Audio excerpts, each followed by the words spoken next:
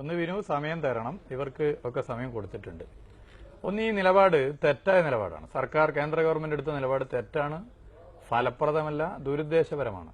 ഇപ്പൊ ശ്രീ വിഷ്ണുദാസ് പോലും ഇതിന്റെ ക്രെഡിബിലിറ്റി അല്ലെങ്കിൽ ഇതിന്റെ സീക്രസി ഉണ്ട് എന്ന് പറഞ്ഞു. സീക്രസി ഉണ്ട് എന്നുള്ള അഭിപ്രായം എനിക്കില്ല. ഈ തീരുമാനം എടുക്കുന്നതിന് മുമ്പ് ഒരുപാട് പേർ അറിഞ്ഞിട്ടുണ്ട്. അത് അവർ കള്ളപ്പണക്കാർ ഉൾപ്പെടെയുള്ളവർ അവരുടെ തടി രക്ഷപ്പെടുത്താൻ നിലപാട് എടുത്തിട്ടുണ്ട്. അതിലേക്ക് ഞാൻ വരാം. അതിനു മുമ്പ് കള്ളനോട്ടും കള്ളപ്പണവും രണ്ടാണ്. ഇപ്പോൾ ശ്രീ സുരേന്ദ്രൻ പറഞ്ഞല്ലോ, ഇതോടുകൂടി ആകെ കള്ളനോട്ട് മുഴുവൻ തടയുന്നൊരു സ്ഥിതി വരും.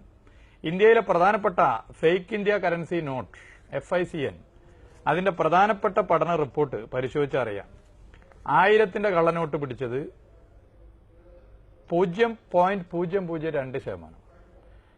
ടോട്ടൽ നോട്ട് സർക്കുലേഷന്റെ 500ന്റെ കള്ളനോട്ട് പിടിച്ചത് 0.009%. അതായത് രണ്ടും കൂടി നോക്കിയ 1% താഴെയാ ടോട്ടൽ നോട്ട് സർക്കുലേഷന്റെ. പിന്നെ ഇതിന്റെ പ്രധാന സ്റ്റഡി റിപ്പോർട്ട് വന്ന കൽക്കട്ട കേന്ദ്രീകരിച്ചിട്ടുള്ള ഇന്ത്യൻ സ്റ്റാറ്റിസ്റ്റിക്കൽ ഇൻസ്റ്റിറ്റ്യൂട്ടാണ്. ആ സ്റ്റഡി റിപ്പോർട്ട് പരിശോധിച്ചാൽ തന്നെ അറിയാം, മൊത്തം ഇതുമായി ബന്ധപ്പെട്ട കള്ളനോട്ട് പിടിച്ചതും ഇന്ത്യയിലെ കള്ളപ്പണവും തമ്മിലുള്ള അന്തരം മനസ്സിലാക്കാൻ വേണ്ടി സാധിക്കും. ഇനി കള്ളപ്പണത്തെക്കുറിച്ച് സർക്കാർ എന്താ പറഞ്ഞിട്ടുള്ളത്? സർക്കാരിന് അതിലൊരു നിലപാടുണ്ടല്ലോ. ഗവൺമെന്റ്സ് വൈറ്റ് പേപ്പർ 2012 വരികളാണ് ഞാൻ വായിക്കുന്നത്. ബ്ലാക്ക് മണിയെ കുറിച്ച്. ബ്ലാക്ക് മണി അത് ലിക്വിഡ് ക്യാഷ് ആയിട്ട് അവർ കാണുന്നില്ല. Assets or resources that have neither been reported to the public authorities at the time of their generation or disclosed at any point of time at their possession. പ്രധാനമായും illegal earning is not cash, currency അല്ല, physical assets, ഭൂമി, real estate, ഭൂമി, financial assets, share, അതുപോലെ സ്വർണത്തിൽ, പിന്നെ ഹവാല, Mauritius root പോലുള്ള പ്രശ്നം. ഞാൻ നേരത്തെ പറഞ്ഞതിന് ശ്രീ സുരേന്ദ്രൻ മറുപടി തന്നിട്ടില്ല.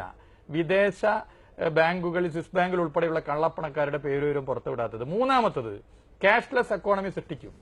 ലോകത്ത് ക്യാഷ്ലെസ് എക്കോണമി ഉള്ള ഒരു രാജ്യമാണ് സ്വീഡൻ, പ്രധാനപ്പെട്ട രാജ്യം. ബാക്കിയുള്ളിടത്തൊന്നും ക്യാഷ്ലെസ് എക്കോണമി ഇല്ല. സ്വീഡനിൽ പോലും നടക്കാത്ത കാര്യമാണ് ഇവരിവിടെ പറയുന്നത്. ഇപ്പൊ 3 മാസം കഴിഞ്ഞാൽ ഇതാകെ മാറുന്നൊക്കെ പറയുന്നുണ്ട്. ഞാൻ ചോദിച്ചോട്ടെ, ഇന്ത്യയിലെ പ്രധാനപ്പെട്ട വരുമാന മാർഗം എന്താ? കൃഷിയാണ്.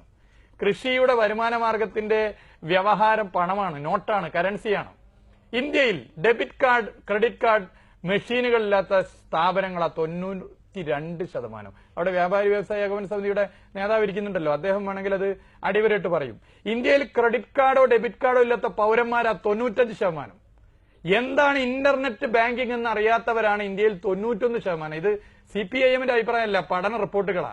അപ്പൊ അങ്ങനെയുള്ള ഒരു രാജ്യത്ത് ഇത് ഇങ്ങനെ സ്വർഗതുല്യമായി മാറും. 3 മാസം കഴിഞ്ഞ് പറയുമ്പോ കുറച്ച് വ്യത്യാസം ഉണ്ടാവും. ഇപ്പോൾ അല്ല, അവിടെ വിനു, ജൻധൻ യോജനക്ക് ഭാഗമായി കുറെ വീടുകളിൽ ബാങ്ക് അക്കൗണ്ടുകൾ വന്നു. അതിനുശേഷമുള്ള നിങ്ങൾ പരിശോധിക്കൂ, ഇന്ത്യയിൽ ഇപ്പോഴും ബാങ്ക് അക്കൗണ്ട് ഇല്ലാത്ത വീടുകളുടെ എണ്ണം വളരെ കൂടുതലാണ്, വളരെ കൂടുതലാ. നവ ഉദാരവൽക്കരണ നയമാണല്ലോ ഇതിങ്ങനെ ആക്കിയത്. അതുകൊണ്ട് കോൺഗ്രസിന് അതിന്റേതായ പാളിച്ചുണ്ട്. ഇപ്പൊ ശ്രീ രാഹുൽ ഗാന്ധി ബാങ്ക് ക്യൂ എന്നുകൊണ്ടൊന്നും കാര്യമില്ല. പക്ഷേ നവ ഉദാരവൽക്കരണ നയം നോട്ടടി ഇന്ത്യയിൽ മാത്രമല്ല പുറത്തും അടിക്കാനുള്ള സൗകര്യം ചെയ്തെടുത്തു.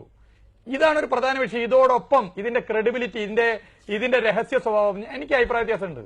ഏപ്രിൽ 1-ാം തീയതി 2016 ഗുജറാത്തിലെ അഖില എന്ന് പറയുന്ന പത്രം, അതിന്റെ ഉടമ BJPയുടെ ഗുജറാത്ത് സംസ്ഥാന നേതാവിന്റെ പ്രധാനപ്പെട്ട ആളാ. ആ പത്രം അച്ചടിച്ച് നമ്മൾ ചർച്ച ചെയ്തില്ലേ? ഈ ശ്രീ മോഡിയുടെ ഈ പ്രഖ്യാപനം അതേപോലെ 5-6 മാസം മുമ്പ് ആ പത്രത്തിൽ വരിക. ഇങ്ങനെയൊക്കെ വരാൻ വേണ്ടി പോകും. എങ്ങനെ വന്നു?